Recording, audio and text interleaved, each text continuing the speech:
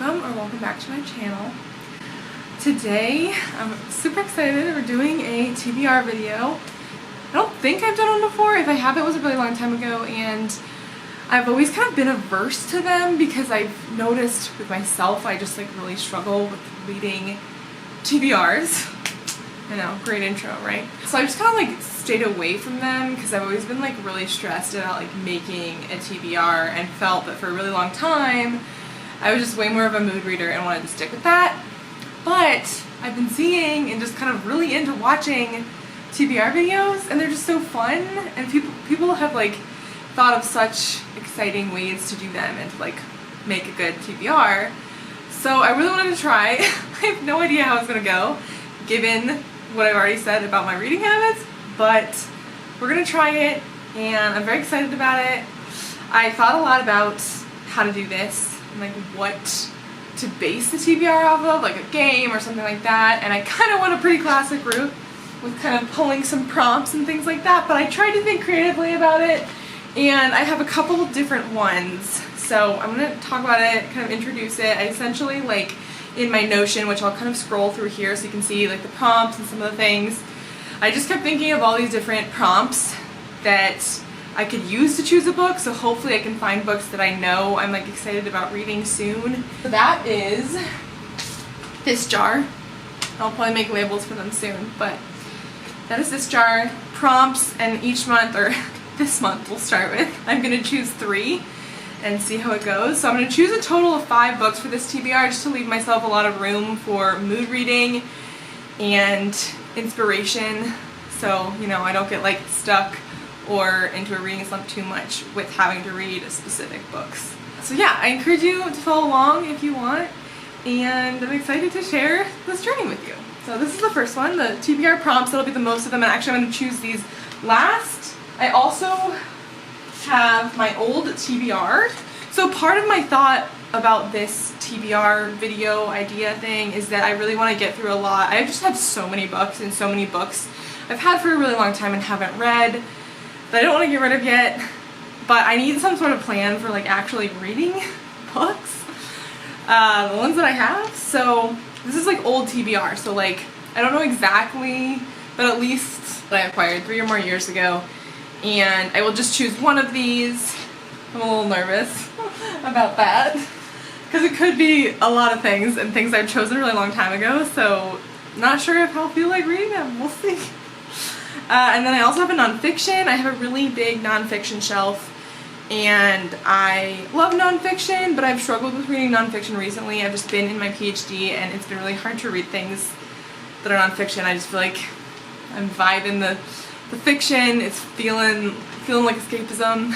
So, but I really want to get back into it, and I'm gonna have a rule for the nonfiction jar, especially just because I have struggled with it so much. I can choose between 2. And if I don't want to read either of them, I can choose a challenge prompt, which I'll show and talk about in a second. But one of the reasons I did this also is because I put a lot of books in here that I've read parts of, or chapters, or maybe even the whole thing kind of a long time ago. And I still wanted to include because they're books I want to get back to or read more of. So it's a little bit more complicated. I don't know if anyone else has that issue with nonfiction, but yeah, I do. I have a lot of books I've read parts of. But yeah, I might not necessarily feel like going back to certain ones immediately, so I'm kind of letting this one be a little bit looser. And then, these are the challenge prompts. I originally had these in prompts, and I realized as I was making prompts that some of these were going to be really difficult, and so I decided to make a little challenge prompt envelope, and there's not very many in here, but I thought it would be fun. It just might be harder to find books that fit in these categories, so I might have to go out of my way more to do that. And so I'm deciding that they are challenge prompts. So yes, I can either choose one if I don't want to read one of the nonfictions, or my goal for challenge prompts is if I don't finish more than one. So if I fail to finish at least 2 of them in the next month, then I'm going to choose a challenge prompt. Again, we're very going to see how this goes. So I'm very excited about it, but also a little nervous. We'll see. So, challenge prompts. So that is kind of how it's going to work. And I definitely might change things along the way, and definitely will add prompts if I think of them. I already thought of a couple more, but I'm not going to add them in for now just because already set up and everything. But Yes. So I'm very excited, and with that I'm going to choose my September reads. August was an amazing reading month. It's still not quite done yet. I have a couple more days, but I think I'll finish somewhere between like 10 and 12 books, which is really good for me compared to the rest of this year especially. And I think this happened last year too. I feel like August and September have always been really good reading months for me, so definitely has me inspired and ready to go. Okay, so we're gonna start with the old TBR. I'm like really scared of. It's all like folded and shaped up a little bit. Oh my gosh, this could go any way, I feel like. Okay, I chose one. What is it? Merlin's Harp. Oh my god, hold on, I gotta figure out how to focus this. There we go. Okay, this is the book. So old on my TBR. I think this is one like my mom or my grandmother gave me years ago. I want to say like 10 years ago. I don't know if that's true, but very, very long time ago. And I have no idea what it's about though. Let's see if I can find out.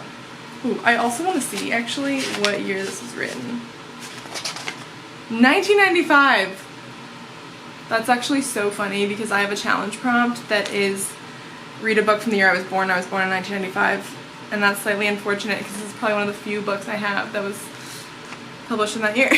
But we're gonna do it. So, Merlin's Harp is a female version of a male myth, a pagan telling of a Christian legend, the legend of King Arthur. Here, Anne Elliot Crompton tells the classic story from the unique viewpoint of Nivian, daughter of the Lady of the Lake and apprentice to Merlin. Within her world of the Fae, a world of enchantment where humans dare not go. The Lady of the Lake and her Fae people are creatures of power and mystery, a people to leave to their own devices. But it is equally frightening for young Nivian to leave the family, to leave the familiar safety of the Fae forest and venture into the world of humans, into Camelot, where Merlin, her mentor, requires her help in saving Arthur's kingdom. Yeah, so it's been a really long time. The last King Arthur retelling I read was Legendborn and loved it. I'm kind of skeptical that anything could live up to that, but this will be really interesting because I haven't read, this is like old school, like mythology retellings. Definitely did not expect that. This is probably one of the oldest books on my TBR, to be honest. Okay, so that was our first. Merlin's Harp. Now for nonfiction. Absolutely most worried about this one. Can't really shake it, so maybe I'll just go in here and grab some like random, and I am gonna grab two and choose, hopefully choose. If I have to choose a challenge prompt month one, like, I don't know what's gonna happen. We have, John Green. I love how I even remember doing this. Hold on, this is supposed to be this. So, there's that. Okay, oh, another good one, The Secret Knowledge of Water.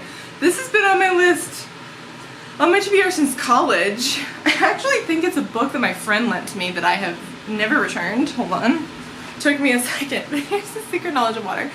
And I just thought of a new rule that I'm gonna make for myself. Since I'm pulling two nonfiction, with the intent of really choosing and reading one, I think what I'm gonna do is I'm gonna let myself have the option of reading both, and if I end up reading both, which is probably unlikely, but if I read both, I'll think of like I need to think of a reward, but I'm gonna do that. Like maybe either choose one less prompt or an option to like skip the next one or something. I'll think of it for the next video, and the reason I'm like, maybe I should have just chosen one. But I'm actually really feeling both of these. Like, I was really worried I would choose nonfiction that I was just like not in the mood to read, but this is actually already something that I was thinking of reading in the next month. So I kind of can't believe that I pulled it. I also have the audiobook and really want to listen to it. It's basically essays on the planet. I've also already read the first couple kind of a long time ago when I first got this. I'm trying to remember how much I read, but anyway, it's like really manageable, easy writing. Some nonfiction can be really dense, so I'm always kind of nervous about that. And then The Secret Knowledge of Water, I've been doing a lot, especially in Utah, with like water, and I don't know, I'm just like feeling this. But I think it talks a lot about water, especially in the West and deserts and mountains and places where it's like pretty inhospitable. So gosh, I'm not really choosing. I mean, I'm gonna choose this. Like, I for sure I'm gonna read this, but we'll see. Maybe I can try to read both. I'm gonna put them on for now. Oh, and if I don't read something by the end of the month, I'm gonna like put it back in the jar. Now for our prompts. Ooh, I'm excited. TBR prompts. So this is where, in theory, I'm choosing 3. For a top one, what is this? A book that won a literary award. Ooh, okay. Let's see. I have to think about this.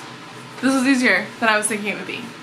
And that's because this is another book that I really had already kind of been wanting to read this month. That is The Underground Railroad by Colson Whitehead, which won the Pulitzer. Also pretty decently short and something I've been wanting to read for a long time. Also kind of getting older on my TBR, so yeah, we're gonna go with The Underground Railroad.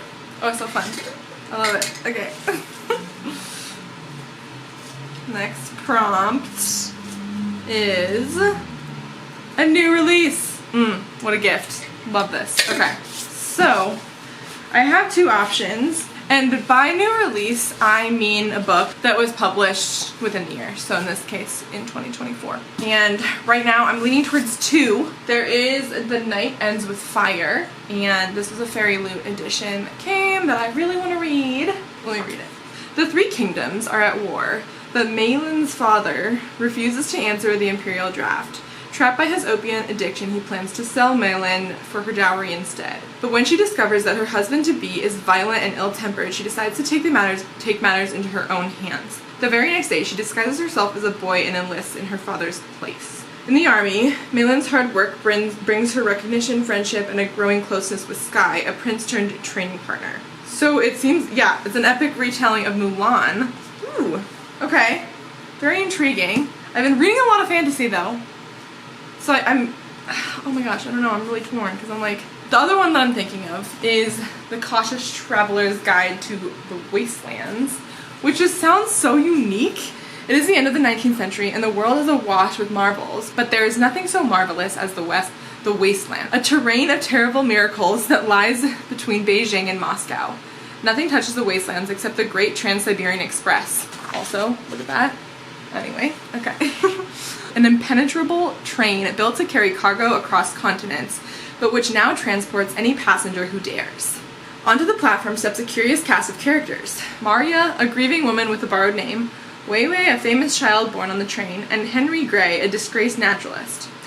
But there are whispers that the train isn't safe, and secrets and stories begin to unravel. The passengers and crew must survive their journey together, even as something uncontrollable seems to be breaking in. Just like so intrigued by that.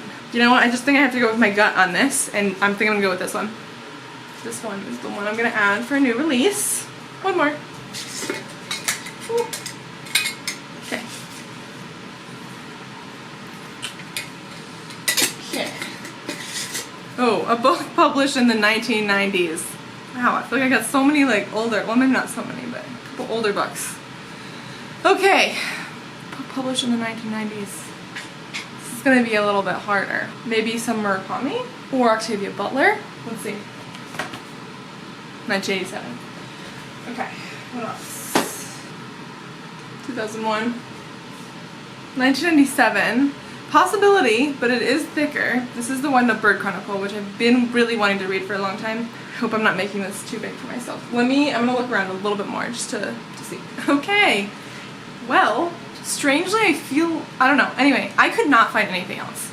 And I'm starting to think that this prompt might have to move to the challenge prompts for future because I just don't have anything. Strangely, I'm somehow reading 2 books I have from the 90s in this video.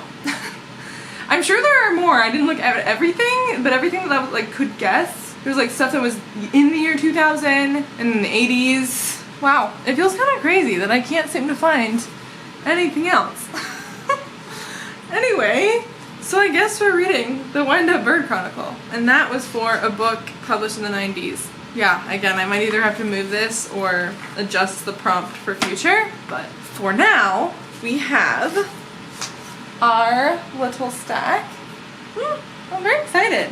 So we have Merlin's Harp, the other 90s book, which is really funny that we pulled that from the TBR jar, or like the old TBR jar. And then we have the Anthropocene Reviewed, and The Secret Knowledge of Water, although for the case of this, I chose the Anthropocene Reviewed. And then we have The Underground Railroad by Colson Whitehead for a book that's won a literary award, and The Cautious Traveler's Guide to the Wastelands, which is the new release, and then The Wind Up Bird Chronicle, which is a book written in the 90s, or published in the 90s. So that is our little TBR for the month of September, and I'm very excited to start reading. So feel free to follow along with the prompts if you want, and I will see you in the next video. Thanks for watching. Have a good day.